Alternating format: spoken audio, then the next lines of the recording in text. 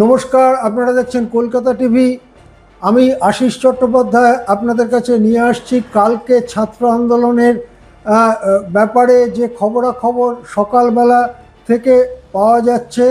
যেটা জানা যাচ্ছে যে কালকের মিছিলে যে হিংসাত্মক ঘটনা ঘটেছে এবং তার ফলে যে সাংবাদিকরা আহত হয়েছেন, যাদের অনেকেই এসএসকেএম হাসপাতালে আছেন, তাদের দেখতে গিয়েছিলেন মুখ্যমন্ত্রী শুভেন্দু অধিকারী, তাদের দেখতে গিয়েছিলেন রাজ্য সরকারের স্বাস্থ্যমন্ত্রী শারদ মুখোপাধ্যায়, দেখতে গিয়েছিলেন বিরোধী দলনেতা ঋতব্রত বন্দ্যোপাধ্যায় সহ আরও কয়েকজন মন্ত্রী।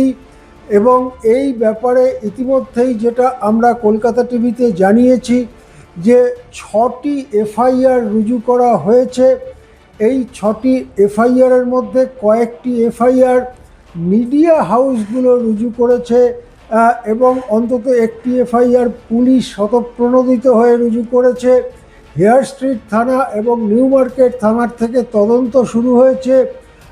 ওই অঞ্চলের যে সিসিটিভির ফুটেজ, সেই ফুটেজ সংগ্রহ করে সেখান থেকে হামলাকারীদের চিহ্নিত করার কাজ হচ্ছে।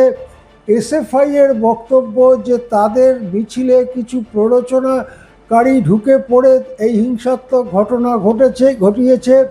এসএফআই এজন্য ক্ষমা প্রার্থী। এসএফআই এর নেতারাও আহত সাংবাদিকদের দেখতে গিয়েছিলেন।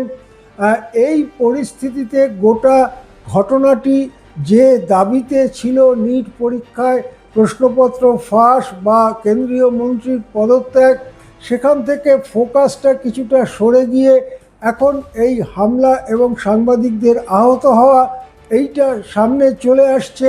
বিশেষ করে মুখ্যমন্ত্রী যখন দেখতে চলে গিয়েছেন তখন ব্যাপারটি বেশ গুরুত্বপূর্ণ বলে মনে হচ্ছে। আজকে বিধানসভায় মুখ্যমন্ত্রী এটা নিয়ে কোনো কথা বলেন কিনা সেদিকে আমাদের নজর থাকবে। যদিও কালকেই মুখ্যমন্ত্রী এই আন্দোলন সম্পর্কে বেশ কিছু বিরোধিতামূলক মন্তব্য করেছেন, আজকে বিধানসভাতে তিনি কিছু বলেন কিনা সেদিকে আমাদের নজর থাকবে। দেখতে থাকুন কলকাতা টিভি।